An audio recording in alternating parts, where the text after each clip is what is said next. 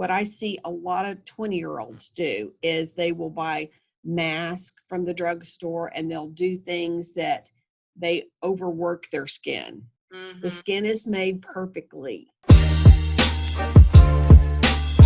Thank you, Michelle, so much for joining me today. I'm so excited to have you on. It's great to be here.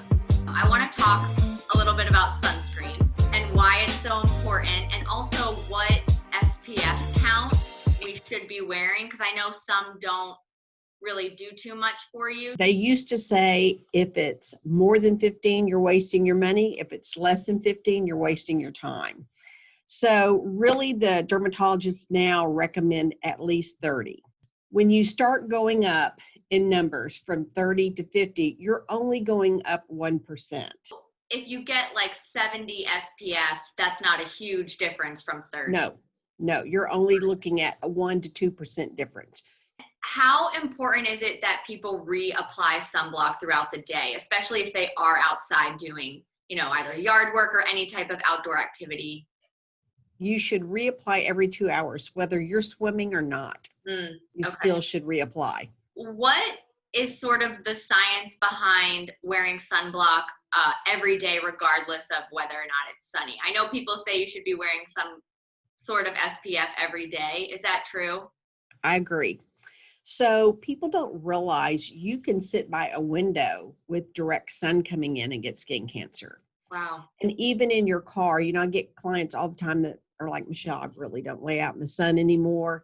And I'm like, well, are you driving? And so you get 50% of the sun's rays through the windshield of your car. And you brought up a good point that I wanted to talk about, which is skin cancer. And I know that there are a couple different factors that go into skin cancer, including your genetic history, the color of your skin, how much sun exposure you're getting, and lifestyle choices.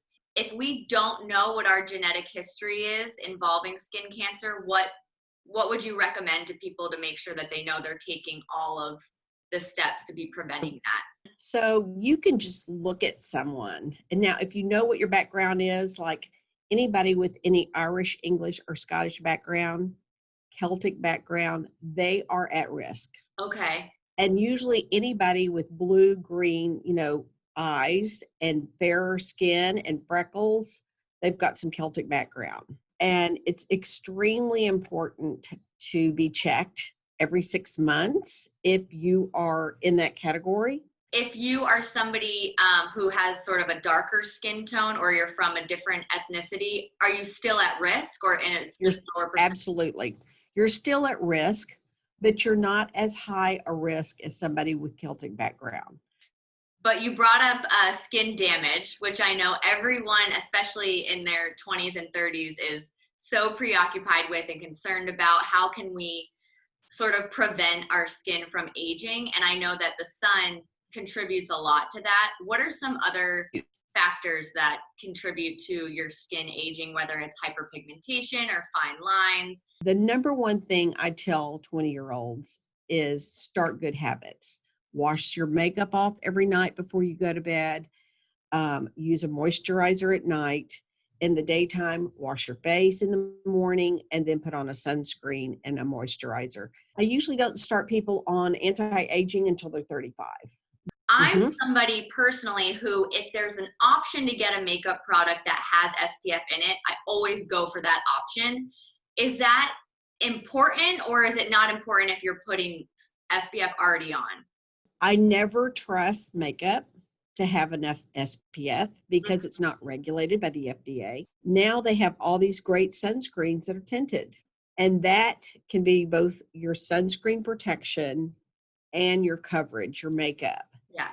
And there's some that are thicker and more opaque than others. So there's some great ones out there. And FDA really actually came out about 4 years ago, and there were some harmful chemicals in the sunscreens, and they were linking them to cancer. So you want to get a physical, that's your buzzword when you're looking for a good sunscreen, a physical sunscreen. That means it's only going to have titanium dioxide and zinc in it as your protectants, and not any of the bad chemicals. I have a lot of friends who want to get on the clean makeup trend, but it is more expensive usually than non-clean products. What sort of information can you give us about that? Should we be investing in clean makeup?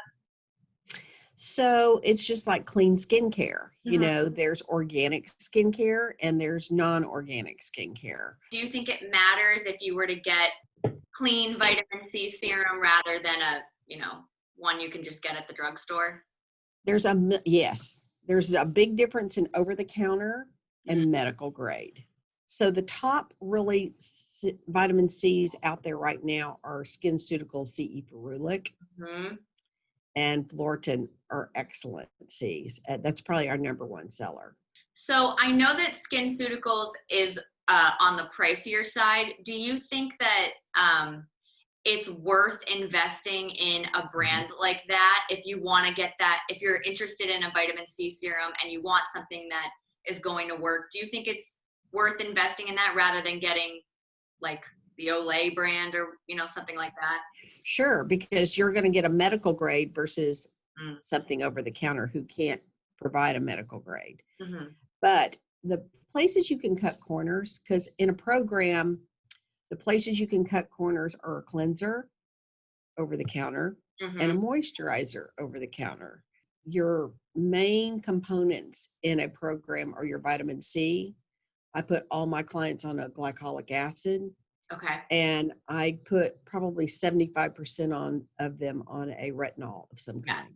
That brings me to my next question, which is about my Okay. routine. I would love to go through it with you and just get your take. Sure. Before we get started, I just want to let you know I have sort of combination skin. It's not I can super, tell. yeah, not super oily, but not super dry, somewhere in the middle. Right. And I have PCOS. So I have really bad hormonal acne, or I had really bad hormonal acne before I got on birth control. So I don't really get breakouts anymore. Good. But if I wasn't on birth control, I would have really, really bad hormonal acne, which I'm going to get to later because we got a lot of questions about that. Uh-huh. So in the morning, I start with a CeraVe cleanser. And then I move to this black tea kombucha essence. Yeah. And then I do this Olay vitamin C serum. And Okay. then a vitamin C eye cream. Okay. And then I do, if I am just going out like to run errands and stuff, then I just put sunblock on. If I'm going out Perfect. to socialize or to go to some sort of outdoor event, then I do this Beauty Counter Dew Skin that has 30 SPF in it. And then if I want to layer on concealer or whatever. But that's my morning routine. So all that is fine. I think that's awesome. You're taking such good care of your skin at your age. Mm-hmm. None of those are medical grade. Right. So that's okay. They're doing a little bit, but you're not getting the maximum benefit. You're not doing any harm to anything. Now, I will tell you what I see a lot of 20-year-olds do is they will buy masks from the drugstore and they'll do things that they overwork their skin. Mm-hmm. The skin is made perfectly. It's like its own little ecosystem. Mm-hmm. You can really break down the pH and cause more harm than good. And then you're kind of chasing your tail. Yeah. So I tell people, and that's why I don't like toners. Usually when somebody uses a toner, their whole goal is, what can I get on this pad that I miss? Yeah. So they're using too much pressure and manually exfoliating and possibly breaking down the pH. But you're spending enough that you would be better off if you had an over-the-counter cleanser, CE Ferulic, and then an over-the-counter moisturizer or a sunscreen. It sounds like a cleanser and vitamin C serum and sunblock are essential for the morning. I only use this essence because I have it. I don't know why I have it, but I don't plan on buying another one. I don't know how necessary they are. I also don't plan on rebuying an eye cream. Is that necessary eye creams? So at your age, you can just, whatever you're moisturizing your skin with, you Yeah. can do your eyes. But a lot of people overuse eye cream. Your point of reference on eye cream is a piece of rice. Do right under the eye, and then you do sub-brow to the crease. You don't go below the crease. That's the skeleton of the eye. That's no good. So you're just doing to the crease. Eye creams are effective. Okay. In fact, when my clients have upcoming surgery, cosmetic surgery to their eyes, I tell them, stop your eye cream. We want to see everything loose, and we can tighten up everything on the back end, but don't use it right now.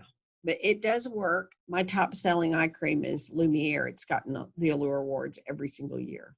Great. On to my nighttime routine. So Okay. I always am reapplying sunblock all day long. So even if I don't wear makeup, I still wash my face at night because I know I have all that sunscreen and like Good girl. in the day. So I use this enzyme oil cleanser to take it off. And then I do a retinol serum, which this is almost out. So Okay. if you have a recommendation, I'll take it. And then I do a retinol eye cream. And then I do a moisturizer. I'm not sure what's in it, but It's fine. good. Yeah. And then 2 times a week, I do these Nordic skin peels that have alpha beta complex in them. Okay, that's good. Yeah. So that's all fine. Again, none of it's medical grade, but it's all good. I like those pads. I actually do those pads for my clients. In fact, I tell them to cut them in half. Okay. Because you really just need half, and then you double your amount in your jar. I like an oil to take skin makeup off. Yeah. And you can do that. But if I had somebody who had all of the skin, I would be like, that's not the best cleanser for you. So just rinse really well. And then your retinols are fine. They're not medical grade, but they're fine for your age. Do you have a retinol serum that you recommend? The number one retinol on the market is by Skin Better Science. Okay. And it's called Alpha Ret. In your opinion, what would you say is the essential skincare routine that everyone needs? So it would depend on their age, but in their 20s and until their mid-30s, wash every single night for sure, and do a moisturizer. And I don't care if you're oily or if you're dry, you need a moisturizer at night. If you don't, your skin you can actually stimulate oil because your skin's so dry, it's like the brain says, we're dry, push oil. So you can actually stimulate oil. I have dry client or oily clients that do so much, they're their own worst enemy, and they're stimulating the oil that's breaking them out. Optional to wash your face in the morning, and then definitely moisturizer. If you're in a climate, you need the moisturizer, and for sure sunscreen. I had some people write in questions, if that's okay. Okay, good. So the first one is about face rollers. Do they really work? Should we be using them? That's the first thing I do every morning. I have this little face roller, and I put it in my refrigerator, and that's the first thing I do just to wake up the face. Okay, so that is fantastic. You get lymph in your face. So lymph, unlike your blood system, your blood system has a pump to move the blood around. The lymph has no pump. So it's dependent on neighboring vessels and gravity to move. So when you physically roll your face, you are moving that lymph out. So that's a good thing. Okay. And the fact that you keep it in the refrigerator is a good thing, because when you put cold onto your skin, that vasoconstricts the blood vessels underneath, and it tightens up your pores. The next question is, what are the best remedies for hormonal acne? So the best things for hormonal acne are, you want a good cleanser that's more of a gel cleanser that's going to really get everything off your face. Mm-hmm. The other thing I like is a topical benzoyl peroxide. Okay, just as a spot treatment. There's a million benzoyl peroxides out there. My personal favorite is Jan Marini's. She puts grapeseed extract in hers. And grapeseed extract is also an antioxidant, but it also keeps benzoyl peroxide from just drying you out to the point of stimulating oil. Mhm. So you have to walk that fine balance that that client needs moisture, but they also need that benzoyl peroxide to fight the P bacteria that causes the breakout. What should you and should you not be using if you have oily skin? So for oily skin, you just want to use a gel cleanser. You don't want to use a creamy cleanser. That's the kind of person that it's imperative for them to be squeaky clean. And don't, a lot of people with oily skin are scared to use moisturizer. Mhm. So a good moisturizer for somebody with oily skin is hyaluronic acid. Hyaluronic acid is hydrating without being moisturizing. We got the same question for dry skin. Okay, so dry skin, you want a creamy cleanser. Okay. So you don't want to dry your dry skin out. And the cleanser you showed me being an enzyme cleanser is great for dry skin because an enzyme cleanser eats away dry skin. Mm. So that's why I like an enzyme mask. It eats away the dead skin. So it just takes off that very superficial layer. They need moisturizer and they need there's moisturizing sunscreens. Mm. So IntelliShade by Revision is a great color tinted sunscreen, and it's got moisturizer in it. The last question is, how often should you be exfoliating your skin, whether that be with a peel or a physical exfoliant? So I'm not real big on physical exfoliants, only because people can get carried away and break down the pH. It's very easy to do that. The Yep. other thing is, if they are thin-skinned and Celtic background, they have very superficial vascularity. The vessels are right under the skin, and that's how you get broken blood vessels on your face. And I wouldn't do it more than once a week. If you're doing a good routine, you shouldn't need to do that more than once a week. When you do a regular facial, you get whatever I put on the patient after a regular facial, only 60% of what I give them goes in. When I do a dermaplaning and take off that superficial corneum stratum, everything I give them after 100% goes in. Mm. So there's a big difference. That's one of the best things you can be doing for your face is dermaplaning. If you wake up with a blemish and you quickly want to get rid of it, are there any, besides going to a dermatologist to get some sort of like cortisone shot or something like that, is there anything we can do at home? I've heard, put an ice cube on it, toothpaste, anything like that. Are any of those things true? So you don't want to put an ice cube on it because of the pressure, but if you put heat on it or clay draws to the surface. So if you do heat and just find some over-the-counter clay, like a clay mask. Yeah. I don't like to tell people too much about clay masks because you could definitely upset the pH balance. But clay, just a spot treat, it will pull that up, and then the heat, and then you just work that to a head. Mm-hmm. But you never want to force it because that's how it scars. And then the other thing about something like that is the sun loves nothing better than new skin. So that's why it's huge for somebody with acne to wear sunscreen because it will hyperpigment in a second. I deal with that. I definitely deal with that because all the hormonal acne that I used to have on my chin, it's all not super, super dark. I mean, you can't really see, but like a little bit. Yeah. So there's a great peel that SkinCeuticals worked on for years. It's a modified Jesner's peel, and it is solely targeted for that, for hyperpigmentation. One of the biggest things I tell young girls is do not wear baseball caps outside. Really? So you're only protecting yourself to here. You can get so much sun damage. So it's really important. Of course, you have your sunscreen on. It's so important to have a big brimmed hat, and you don't wear it here. You wear it here to where it is protecting you. Some of these clear brush on mineral Powder. SPF. So it's pretty much 99% protection too. Well, Michelle, this has been so informative. I can't thank you enough for carving out You're the time to chat with me. You're welcome.